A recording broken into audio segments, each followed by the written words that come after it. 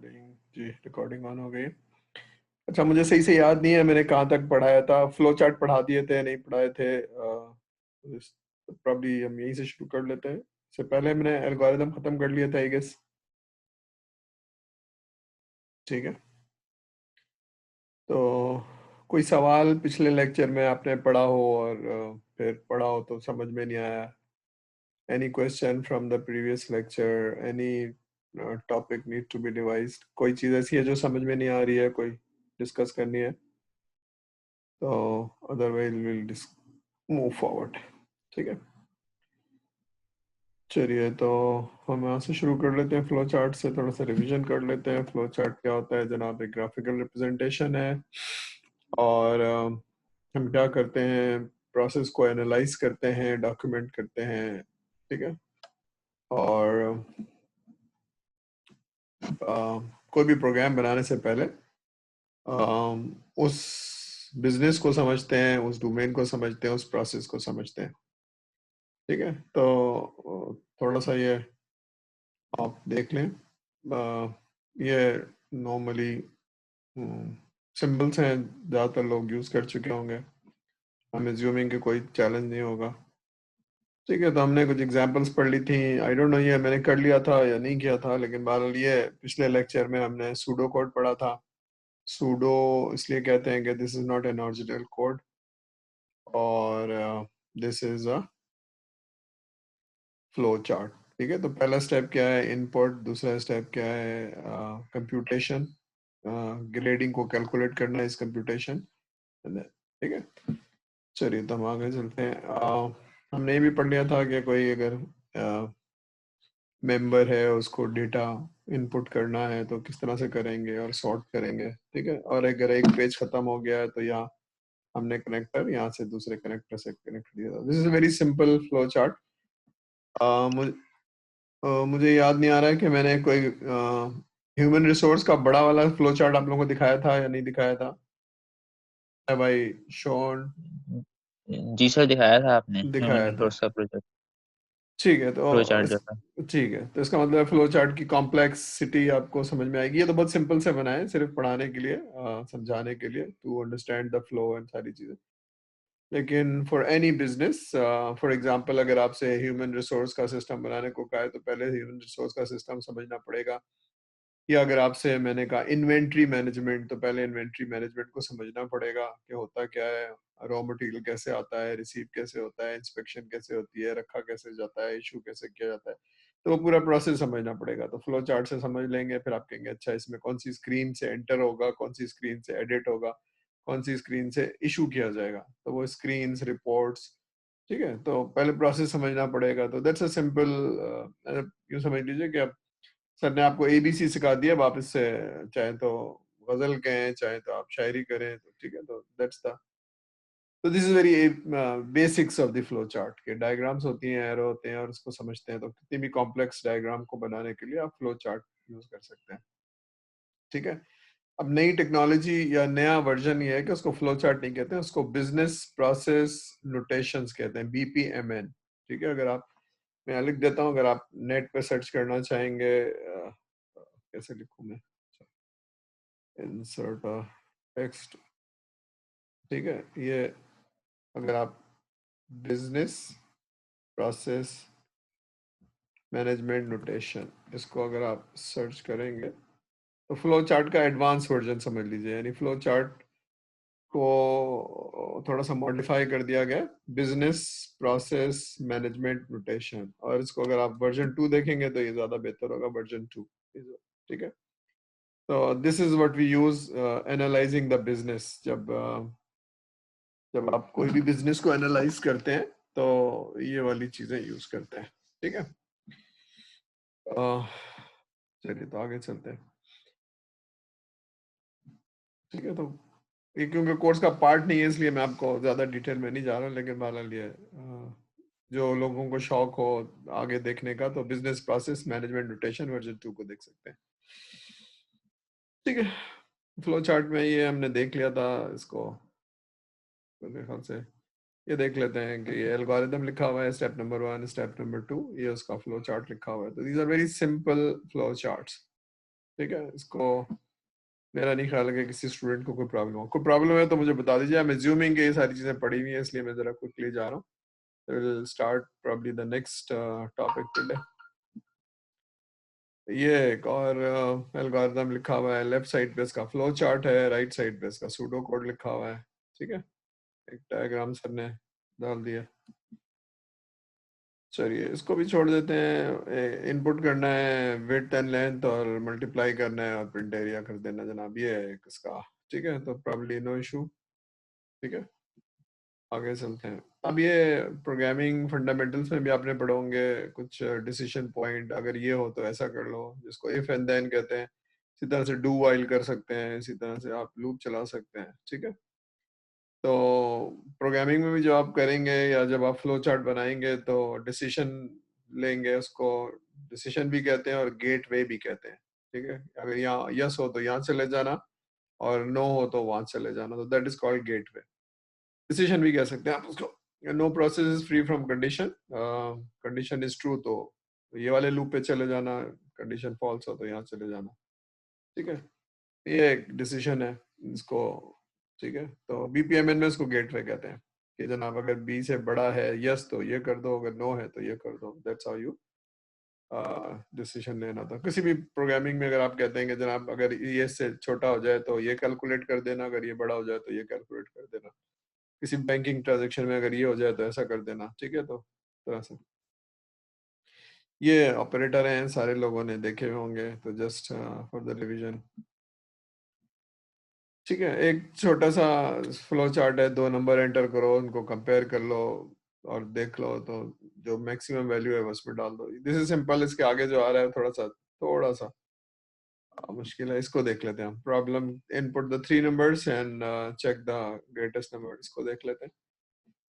3 number enter किया हमने, उसमें से पहले देखा N1 एंड N2 को। अगर N1 बड़ा है तो N1 3 से चेक कर लिया, और अगर N1 दोनों से बड़ा है तो जाहिर सी बात है N1 को रिप्लेस करवा देंगे। अगर ये N1 N2 से बड़ा नहीं है तो इसका मतलब है N2 probably is the greater, फिर N2 और N3 में कंपैरिजन कर लिया। ठीक है ना, ये वाली चीज। लेकिन अगर ये N1 दोनों से बड़ा नहीं है तो जाहिर सी बात है N2 और N3 में से कोई बड़ा है, तो सिंपल लॉजिक, इसको देख लिया आपने। अब इसमें से ये देखना है कि कौन सा बड़ा है। अगर N2 बड़ा है, ये कंडीशन फुलफिल हो गई, तो N2 को रिप्लेस करा देंगे मैक्स से। अगर ये नहीं है तो इसका मतलब N3 बड़ा है। ठीक है, दैट्स हाउ। आगे नेक्स्ट स्लाइड में इसका फ्लो चार्ट है। ठीक है, द सेम थिंग। कोई सवाल है तो मुझसे पूछ लीजिए। ठीक है, तो प्राउडली सिंपल, नंबर एंटर किए, चेक कर लिया। अगर ए बी से बड़ा है तो आपने यस देने के बाद ये भी देखना है कि ए सी से भी बड़ा है। अगर यस है तो ए बड़ा है, अगर ए बड़ा है बी से और सी से बड़ा नहीं है तो सी बड़ा है। लेकिन अगर बी बड़ा है, नॉट का मतलब बी है, तो फिर देख लेंगे सी से बड़ा है कि नहीं है। ठीक है, तो सिंपल लॉजिक। ठीक है, तो इस तरह से आप आ जाएगा। तो यहाँ तक बात, कोई सवाल, कोई question, anything which you would like to?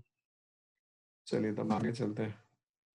Before I start थोड़ा सा समझा दूं कि हम क्या पढ़ने जा रहे हैं। विल सी 2 स्लाइड्स, लेकिन पढ़ने से पहले वाई एल्गोरिथम एनालिसिस। ये तो हमने बहुत छोटे छोटे से फ्लो और एल्गोरिथम पढ़े, लेकिन अगर आप कोई बहुत बड़ा एल्गोरिथम लिखेंगे तो वो डिपेंडिंग ऑन योर लॉजिक वो कंप्यूटेशन को स्लो कर सकता है। फॉर एग्जांपल, आप हजारों लोगों के बिहेवियर को एनालाइज कर रहे हैं, हजारों नहीं बल्कि लाखों लोगों को। पता नहीं आपने नोट किया है कि अगर आप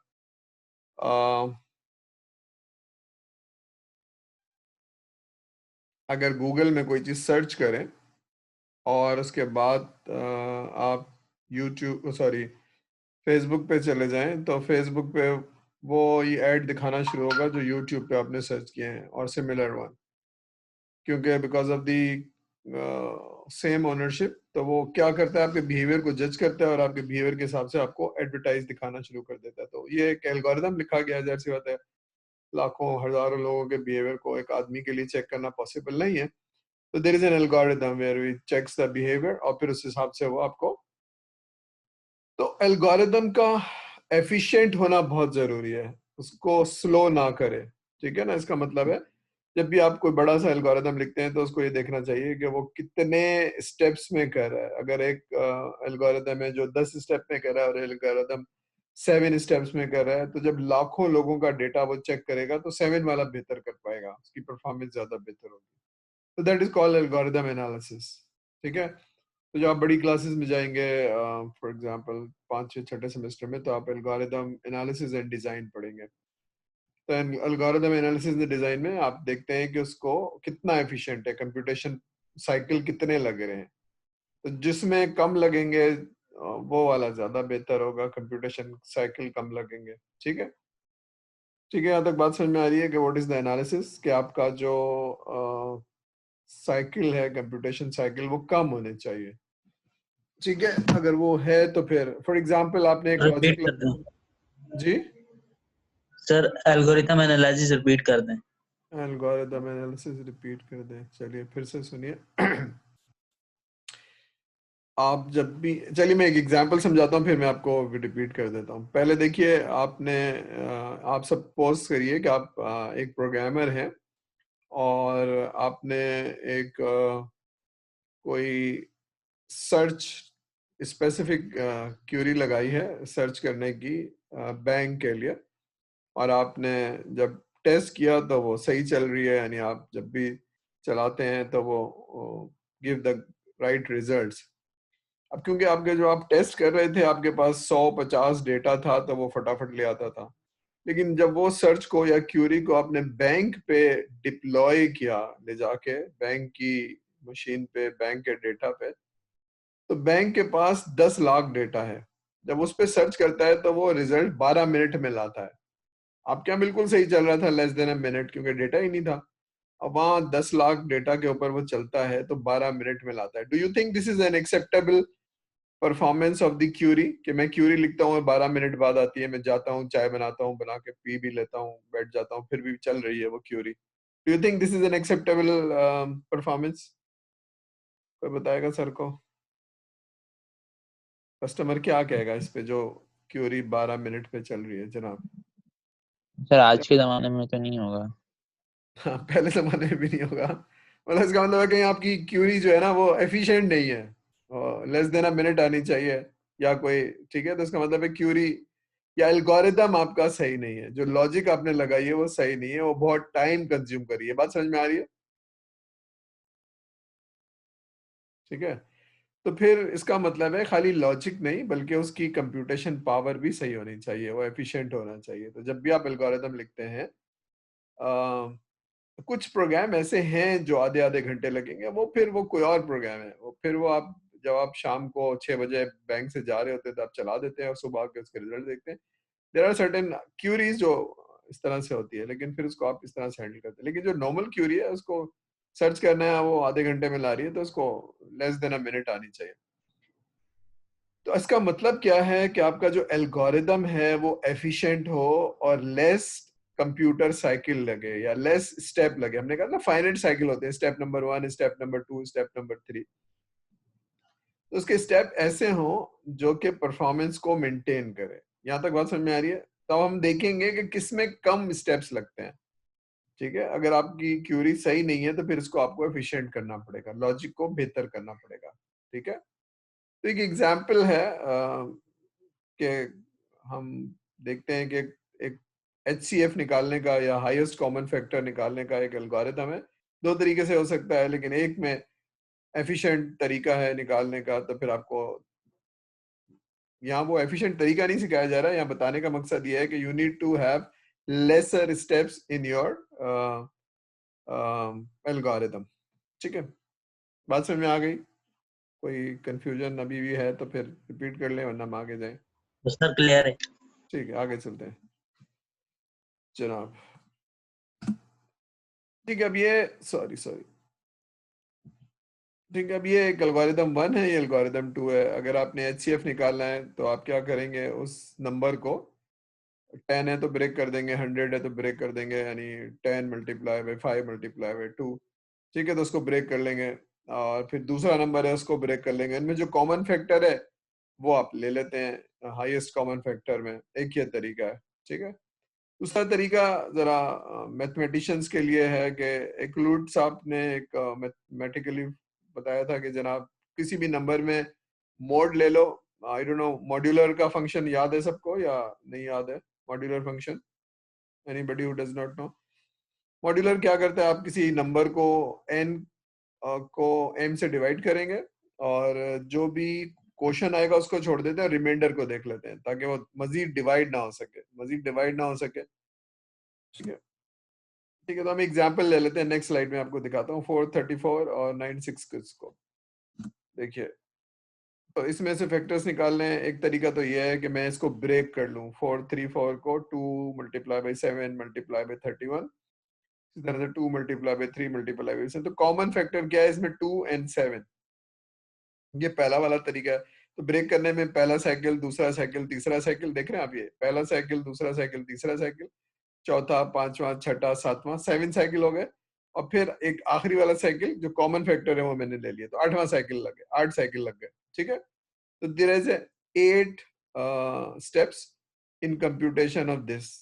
ठीक है, यहाँ तक बात समझ में आ रही है कि इस वाले नॉर्मल तरीके में अगर आपने एचसीएफ निकालना है तो जितना बड़ा नंबर होगा उतने साइकिल लगते जाएंगे। तो इसको ब्रेक करने में पहला साइकिल ब्रेक हुआ, फिर दूसरा, फिर तीसरा, इसको पहला, दूसरा, तीसरा, चौथा, 7 साइकिल, और आखिर में जो कॉमन फैक्टर आ गया वो हमने ले लिया, तो ये 8वां फैक्टर। ठीक है, यहाँ तक बात समझ में आ रही है? 8 साइकिल चल गए। अब हम देखते हैं मॉड्यूलर वाला। मॉड क्या होता है एक्चुअली? ये जो मैं सिर्फ रिवाइज कर रहा हूँ जिनको मॉड्यूलर का फंक्शन नहीं पता, ए मॉड बी का मतलब है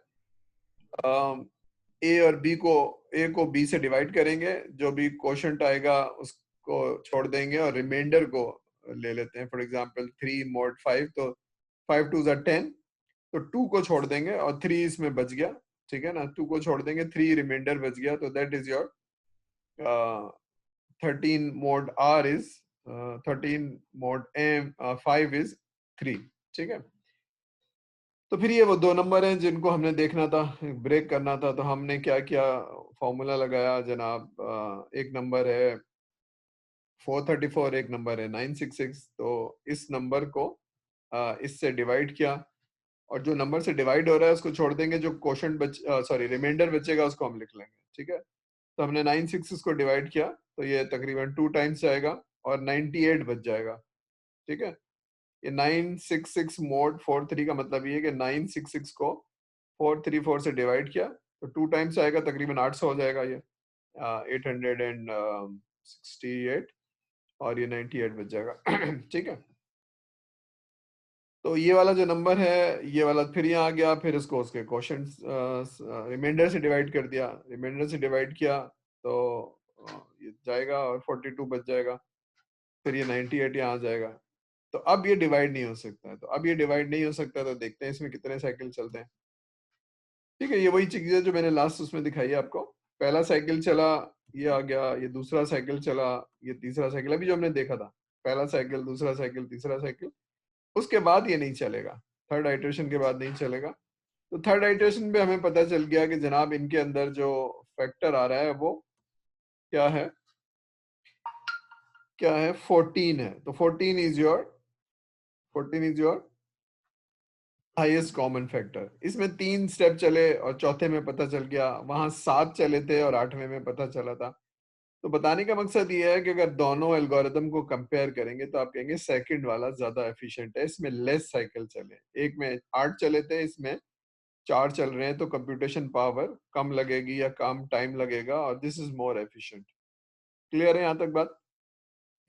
एनालिसिस का क्या मतलब है? एनालिसिस का मतलब है कि अगर आपने कोई भी कंप्यूटेशन करनी है तो आपने लॉजिक बहुत सही लगानी है। ठीक है, यहाँ तक बात समझ में आ रही है? जी सर।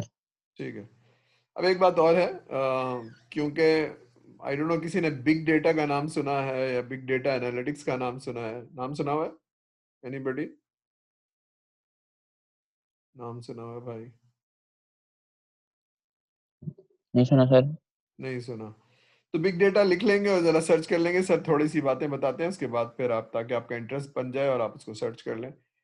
अब सर ने बताया था कि अगर आपने एक लॉजिक बनाई है और आपके सॉफ्टवेयर हाउस में सही चल रही है, लेकिन जब आप बैंक में चलाते हैं, बैंक की एग्जांपल इसलिए दी है कि बैंक में नॉर्मली ज्यादा डेटा होगा मैसेज आना शुरू। बैंक में ज्यादा डेटा होगा तो इसलिए वहां वो परफॉर्मेंस स्लो कर देगा। मैंने कहा था ना 10 लाख अगर डेटा है, बैंक के कस्टमर है 15 सालों में, तो फिर वो सारे डेटा को 15 साल के डेटा को 10 लाख में सर्च करेगा और ज़्यादा से ज़्यादा 10-15 मिनट लगा देगा। अब बिग डेटा का मतलब ये है कि खाली कन्वेंशनल डेटा नहीं, बल्कि कोई भी आपकी वेबसाइट है, आपका कोई चैनल है यूट्यूब पे, बैंक है आप, और आपका फेसबुक पे भी है, ट्विटर पे भी आप कोई चीजों को प्रोपोगेट करते हैं, तो there can be very huge amount of data. अब अगर आप लॉजिक लिखते भी हैं, एफिशिएंट लिखते भी हैं, तो अमाउंट ऑफ डेटा इतनी ह्यूज है कि उसकी जो रिस्पॉन्स है वो आधे घंटे से पहले आएगी नहीं, कितना ही अच्छा कर लें, कितनी ही अच्छा कर लें। तो फिर क्या हुआ, फिर हमें पता चला कि भाई ऐसा है कि फिर हमें क्या करना चाहिए, अपने डेटा को डिवाइड कर लेना चाहिए इनटू सेगमेंट्स। तो एक और वर्ड लिख लीजिए, मैप रिड्यूस, MAPRED मैं लिख देता हूँ यहाँ पर, मैप रिड्यूस। ये भी सर्च कर लेंगे, जरा पढ़ लेंगे, इस कोर्स का पार्ट नहीं है, मैं चाहता हूँ आप जरा पढ़ लीजिए, MAPREDU, ठीक है। ये मैप रिड्यूस एक टेक्निक है, इधर आप पढ़ लेंगे, इस कोर्स का पार्ट नहीं है। मैप रिड्यूस, मैप अलग है, सॉरी ये मिला के मैं सिर्फ आपको समझाने के लिए कि मैप है और रिड्यूस है, तो ये मिलके मैप रिड्यूस बन गया। एक टेक्निक है जिससे हम चीजों को डिवाइड कर लेते हैं, कंप्यूट करते हैं, फिर एक जगह ला के जोड़ लेते हैं। ये ऐसे ही जैसे बहुत बड़ा काम है तो आप उसको डिवाइड कर लेंगे 1 2 3 4 कामों में, फिर उसको जल्दी जल्दी करेंगे और फिर एक जगह ले आएंगे तो वो काम जल्दी हो जाएगा, ठीक है। तो that is called map reduce. तो बिग डेटा के अंदर मैप रिड्यूस की टेक्निक यूज होती है। एल्गोरिथम कितना ही एफिशिएंट कर लें वो स्लो हो जाता है, तो फिर आप ठीक है।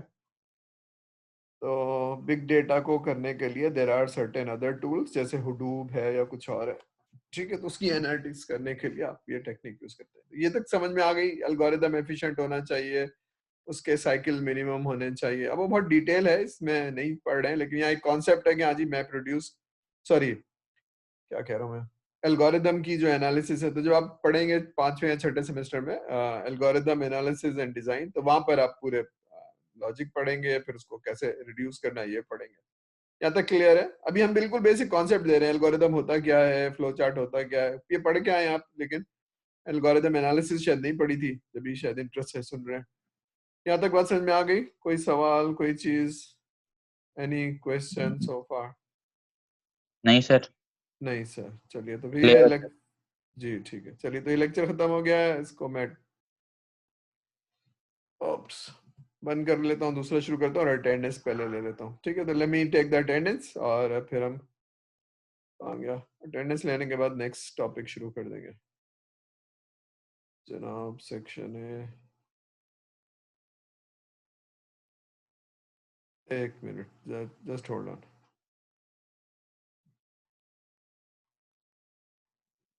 जी अब जरा अटेंडेंस बोलते जाइएगा please. Raja, present sir. Rohan, Rohan, Rohan है या नहीं है? अच्छा रोहन नजर आ रहे हैं, आवाज नहीं आ रही, चलिए लगा दी रोहन। रोनित, रोनित है भाई, नजर नहीं आ रहे। Sania Abdul Qadir, present Sania. Sir. Noor Ali, present sir. Qasim Ali, present. Rehan Riyaz, present. Samar Ali, present sir. Sameer Atar, present Sameer, sir. Saad Hussain, present sir. Saddam Khan. Present sir. Just hold on, मैं जरा ये अटेंडेंस के अंदर आपकी वीडियो जनाब, ठीक है। तो पहले हम थोड़ी सी डेफिनेशन पढ़ेंगे और फिर हम उसके बेसिक कॉन्सेप्ट को समझेंगे, ठीक है। तो कॉन्सेप्ट समझ में आ जाएगा कि क्या होती है सॉफ्टवेयर इंजीनियरिंग, कंप्यूटर साइंस से कैसे मुख्तलिफ होती है, तो या साइंस, कंप्यूटर साइंस नहीं, किसी भी चीज की साइंस कैसी होती है, चाहे वो मैकेनिकल इंजीनियरिंग की साइंस हो, चाहे वो सिविल इंजीनियरिंग की साइंस हो, चाहे वो कंप्यूटर इंजीनियरिंग की साइंस हो, और फिर उसकी इंजीनियरिंग कैसे डिफरेंट होती है। तो हम ये थोड़ा सा कॉन्सेप्ट पढ़ेंगे, ठीक है। तो हम पहले इस डेफिनेशन को पढ़ते हैं। ये रंग बिरंगी इसलिए है कि अलग अलग वर्ड हैं, पहले इसको पढ़ लीजिए, फिर मैं अलग अलग इसको एक्सप्लेन करता हूँ। ये डेफिनेशन है बाय IEEE, ठीक है। तो IEEE ने एक डेफिनेशन दी है, हम इसको समझते हैं इसका क्या मतलब है। पहले आप पढ़ लीजिए।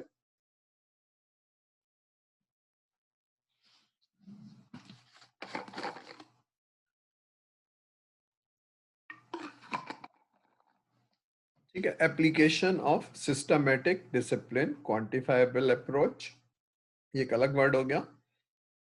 अप्रोच के बारे में फिर आ गया कि क्या करना है, डेवलपमेंट, ऑपरेशन एंड मेंटेनेंस, ये एक अलग जुमला है।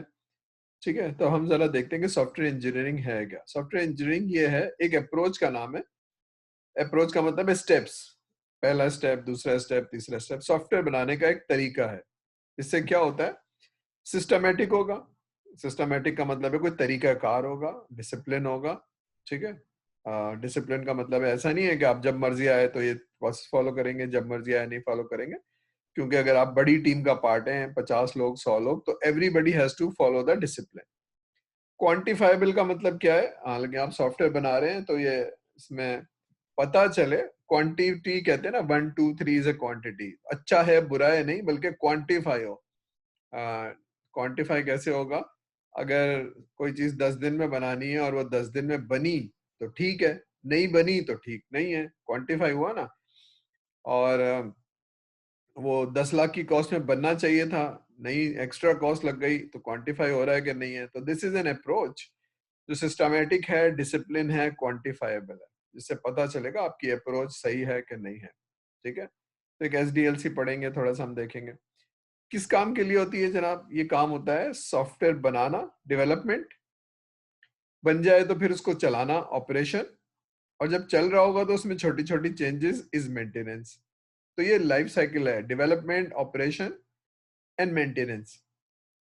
किस चीज के लिए जनाब, application of the engineering to software. Software बनाने के लिए हम क्या करते हैं, एक तरीका कार लेते हैं विच इज डिसिप्लिन, क्वांटिफाइबल। ठीक है, और क्या करना है, सॉफ्टवेयर को डेवलप करना है, ऑपरेशन करना है और मेंटेन करना है। डेफिनेशन समझ में आई है, कॉम्प्रिहेंसिव डेफिनेशन होती है, थोड़ी सी मुश्किल होती है।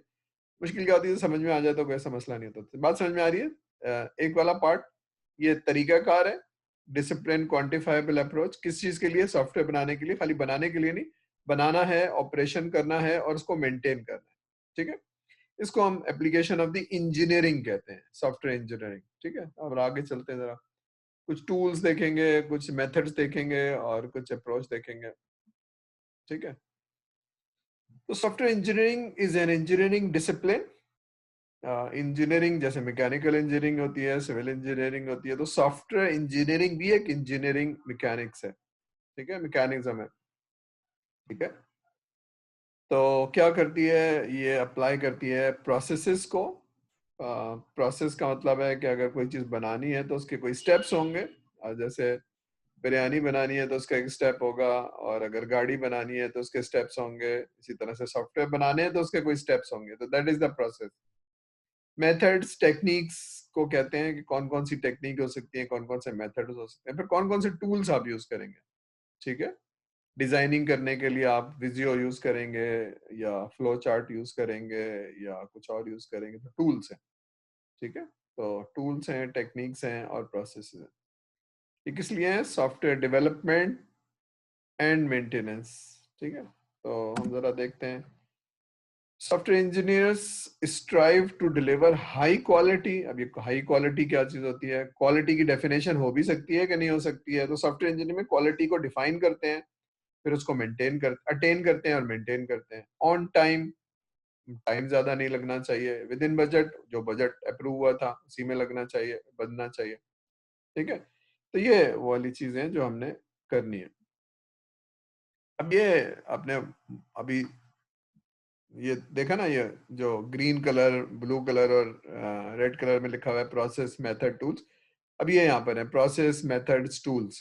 ठीक है, तो कोई भी काम करने के लिए, कोई भी काम करने में, सॉफ्टवेयर इंजीनियरिंग में अगर आपने देखा हो कि क्या काम होते हैं, रिक्वायरमेंट दी जाती है, डिजाइन किया जाता है, सॉफ्टवेयर डेवलप किया जाता है, टेस्ट किया जाता है, 4 काम होते हैं। तो 4 काम करने के लिए अलग अलग की टेक्निक होगी, उसका कोई प्रोसेस होगा, क्वालिटी फोकस होगा, ठीक है, तो हम जरा इसको देख लेते हैं कि मेथड क्या चीज होती है। और method provide the technical how to carry out the task. For example ये टेक्निक्स कहलाती हैं, ठीक है।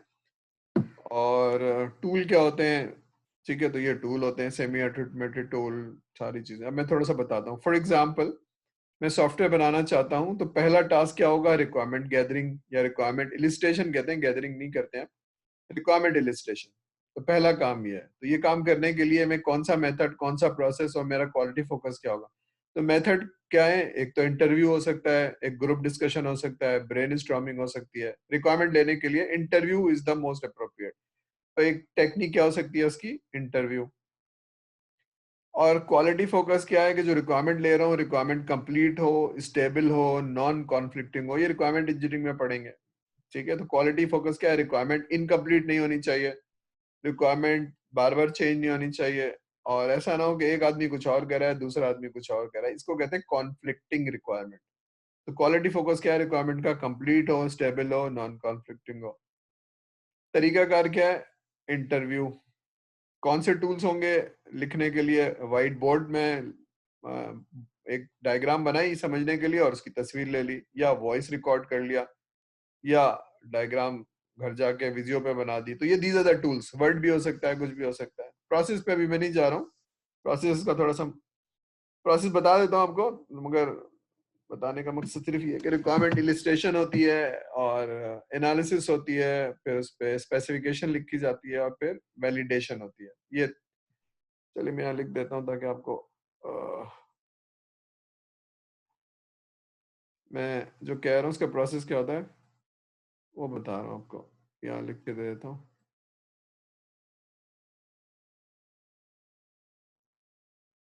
इसका जो प्रोसेस होता है रिक्वायरमेंट का, वो मैं बता रहा हूँ। रिक्वायरमेंट की पहले इलिसिटेशन होती है,